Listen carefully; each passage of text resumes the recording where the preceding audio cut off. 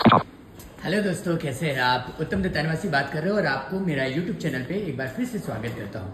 आज दोस्तों हम लोग बात करेंगे स्क्विड गेम्स की। और मैं कोई फालतू छाप रिव्यू करता नहीं हूँ। मेरा ये काम नहीं है कि किस एक्टर ने कैसा काम किया है, किस एक्ट्रेस ने कैसा काम किया है या डायरेक्शन कैसा है, क्योंकि मेरा ये सब काम है ही नहीं। और मैं ऑब्वियस सी बात है, मैं प्रोफेसर हूँ, तो आप लोगों को बताना हो कि रियलिस्टिक आप चीज़ों को कैसे समझ सकते हैं, है ना। वैसे तो मेरे नज़र में ज़्यादातर जो फिल्में और वेब सीरीज़ है वो वेस्टेज ऑफ टाइम है, ठीक है।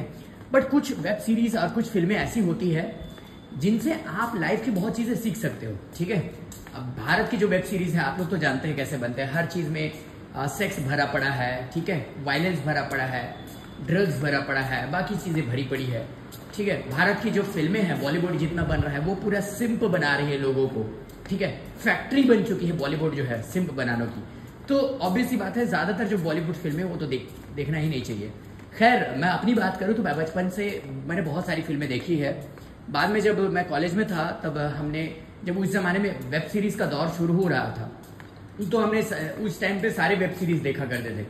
चाहे सेक्रेट गेम्स हो, मिर्ज़ापुर के सारे सीरीज़ मैंने देखे हैं, सेक्रेट गेम्स देखे हैं, और घूल करके एक वेब सीरीज़ आई थी, मतलब बहुत ज़्यादा देखा। बट अब मैंने पिछले 1-2 साल से वेब सीरीज़ देखना कम कर दिया है, क्योंकि अब मुझे लगता है ये वेस्टेज ऑफ टाइम ज़्यादा है। पर आज मैं आप लोगों को जो रेकमेंड करने जा रहा हूँ वेब सीरीज़, उसका नाम है स्क्विड गेम। और आप में से बहुत सारे लोगों ने इसको शायद देखा होगा, और नहीं देखा है तो आप लोग इस वीडियो के बाद आप जाके देखिएगा ज़रूर। और इसका मैंने आप लोगों को वीडियो बनाने का आइडिया इसलिए आया कि इसका भी मैंने 3रा सीजन ख़त्म किया है, ठीक है। अब बात करते हैं कि इस वेब सीरीज से एक्चुअली आप सीख क्या सकते हैं। सबसे बड़ी बात ये होती है दोस्तों कि 2-3 चीज़ों पे ये बहुत अच्छे से बात करती है। पहला है पूंजीवाद के इफेक्ट की, ठीक है। आप लोग हिस्ट्री या फिर पॉलिटिकल साइंस में 11वीं-12वीं में पढ़ते होंगे पूंजीवाद के बारे में। 2 तरह की आइडियोलॉजी होती है। एक तो होता है समाजवाद, जिसको बोलते हैं सोशलिज्म, जो प्राइमरली चलती थी रशिया में, और भी कुछ देश है जैसे कि क्यूबा, चाइना भी कुछ राह पे यही चला, इसी राह पे चला। और जो हमारा भारत देश था, आज़ादी के बाद हमने भी आधा सोशलिज्म का मॉडल अपनाया 1991 तक, ठीक है। और उसके बाद हमने 1991 में जब हमारे ऊपर कर्जा बढ़ रहा था, विश्व बैंक का और बाकी चीज़ों के कर्जे बढ़ गए थे, हमारे पास गोल्ड रखने तक के भी मतलब गिरवी रखने के अलावा और कोई ऑप्शन नहीं था, तब हमने लिबरलाइजेशन ओपन किया था। आप लोगों को ये सब बातें पता होंगी। तो ऑब्वियस सी बात है, अभी का जो वर्तमान जो इकोनॉमी है, इट्स प्योरली कैपिटलिस्टिक, ठीक है। पूंजीवाद ही हावी है हर जगह पे। चाहे अमेरिका देख लीजिए, इंडिया में आप देख लीजिए, ठीक है। इंडिया में जिस तरह से कॉर्पोरेट्स को सपोर्ट मिलता है गवर्नमेंट से, ठीक है। मीडिया जो है, मीडिया आपके कॉर्पोरेट्स के कंट्रोल में है, ठीक है। बॉलीवुड भी आपके कॉर्पोरेट्स ही है, कोई आम इंसान नहीं है। चुनाव है, चुनाव भी आपके कॉर्पोरेट्स के ही हाथ में है। तो कुल मिला के ये कहा जाए कि जो कॉर्पोरेट्स है या पूंजी है, पूंजीवाद है, ये किस तरह से कंट्रोल करता है चीजों को।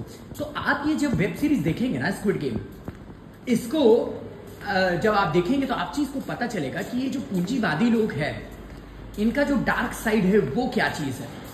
What is the dark side of capitalism, you will get to know, and it's very important to know. Although right now we are living in the capitalistic system, हो सकता है बाद में चीजें चेंज हो, ठीक है, बाद में सच सिचुएशन बदल सकती है, बट अभी की डेट में हम कैपिटलिस्टिक सोसाइटी में रह रहे हैं।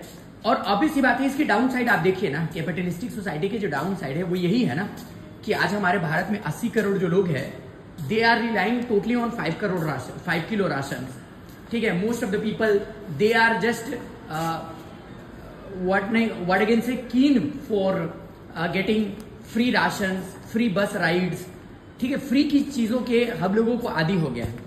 और शायद इसी का ही नतीजा है कि आज अभी 2 दिन पहले एक घटना आई थी कि एक लड़की, भारत की लड़की अमेरिका गई थी, तो वहां वो 7 घंटे तक शॉपिंग की और $1300 का सामान वो चोरी करके ले जा रही थी। बाद में वो पकड़ा गई तो वो इंडियंस लोग जैसे मिमियाते हैं, मेमने की तरह, बकरे की तरह वो मिमिया रही थी। तो ये these are the downside of capitalistic society, because opportunity are very limited and obviously you have to survive. अब दूसरी बात आती है सर्वाइवल पे। आप ये जो वेब सीरीज देखेंगे Squid Game, you will learn how human cheat, how human do emotional manipulation, deception for their survival. कहने का मतलब ये है कि इंसान जो है अपने आप को सर्वाइव करने के लिए, आप इस वेब सीरीज को देखोगे ना तो आपकी इस वेब सीरीज में कोई हीरो नहीं है, कोई विलन नहीं है। Every character has its own grey, dark और व्हाइट शेड। ठीक है, तो आपको एक चीज तो समझ में आएगी कि इंसान अपने सर्वाइवल के लिए किस तरह के लालच में पड़ता है, किस तरह से मैनिपुलेशन का इस्तेमाल करता है, किस तरह से क्रुएलिटी को, ये जो हमारा जो डार्विन की जो थ्योरी थी नेचुरल सिलेक्शन, इसको आप बहुत अच्छे से समझ जाएंगे। क्यों समझना? अब आप बोलोगे कि सर ये बात बताइए कि आप हमें ये सब चीजें समझाना क्यों चाहते हैं। हम आपको ये सब चीजें इसलिए समझाना चाहते हैं क्योंकि इस दुनिया में आपको ग्रोथ करने के लिए अपने आप पे फोकस करना बहुत जरूरी है। And through this web series you will learn how to survive through the difficult circumstances. So therefore ये सेकेंड रीजन है। तीसरा चीज है कि आपको ह्यूमन इमोशनल, क्योंकि हम जो है बाकी जानवरों से अलग है, तो इंसानों का जो इमोशनल एंगल है उससे आपको सोचने का नजरिया मिलेगा कि एक इंसान जो है कई बार, मतलब आपको बहुत चीजें ऐसे समझ में आएगी कि एक इंसान जब निर्णय लेता है उसके क्या कॉन्सिक्वेंसेस होते हैं, किस तरह से, खासकर ये जो सॉन्ग का जो कैरेक्टर है आपको उसमें समझ में आएगा। उसमें बहुत ज्यादा ह्यूमन एम्पैथी भी है, बट फिर भी अपने सर्वाइवल इंस्टिंक्ट्स भी है। तो इस तरह की चीजें है ना। और जो थर्ड सीजन का जो एंडिंग है ना, हम लोग को पढ़ाया जाता है कि कभी भी किसी भी वेब सीरीज का कहानी या एंड नहीं बताया जाता। तो थर्ड सीरीज का आप एंडिंग जब देखेंगे आपको खुद समझ में आ जाएगा कि मैं क्यों इस चीज को बात कर रहा हूँ कि जब एक इंसानियत का जो धर्म होता है, जब एक छोटी सी बच्ची को, ऑब्वियस सी बात है, एक इंसानियत के धर्म को मानते हुए बचाया जाता है, आपको ये बहुत बड़ा मैसेज देता है कि कई बार इंसान जो है अपने आप का बलिदान दे के भी एक छोटी सी बच्ची को बचाया जाता है। ठीक है, 2 महीने की या 2 दिन की बच्ची को भी बचाया जाता है। तो ये चीजें भी आप सीखेंगे, है ना। और चौथा चीज है कि अमीरों के जो माइंडसेट्स है उनको भी आपको समझने का मिलेगा कि ऐसा बहुत तरह से अच्छे से बताया गया है कि अमीर लोग कई बार होता है ना, आप लोगों को एक चीज पता होगा कि कोई भी चीज आप एक बार करोगे तो आपको फिर उसकी आदत हो जाती है और आप उस चीज से बोर हो जाते हो, फिर आपको उससे बड़ा चाहिए। जैसे मान लीजिए अभी आप रोज दाल चावल खा रहे हैं, रोज मैं आपको 5 स्टार होटल में खाना खिलाऊं, तो एक दिन क्या होगा, 10 दिन 15-20 दिन तो आप खा लोगे 5 स्टार होटल में। 21वें दिन से आप बोलोगे नहीं यार मुझे कोई और, तब 7 स्टार में खिलाओ। फिर 7 स्टार में खा रहे हो 9 स्टार बोलोगे, 10 स्टार, 15 स्टार, वैसे इतने होटल नहीं होते। फिर बाद में बोलोगे 100 स्टार होटल चाहिए मुझे, है ना। तो ये इंसान की जो साइकोलॉजी है, और खासकर अमीरों की, कि रोज वो क्लब की जिंदगी से बोर हो चुके हैं, रोज 5 स्टार होटल में खा के बोर हो चुके हैं, तो वो क्या करते हैं कि पुराने जमाने का एक जो होता था रेस जो होता था, उसी तरह से वो इंसानों का रेस लगाते हैं, और वो उन इंसानों पे लगाते हैं जिनके बारे में पूरी दुनिया को कोई फर्क नहीं पड़ता, यानी कि वो इंसान जो कर्ज में डूबे हुए हैं।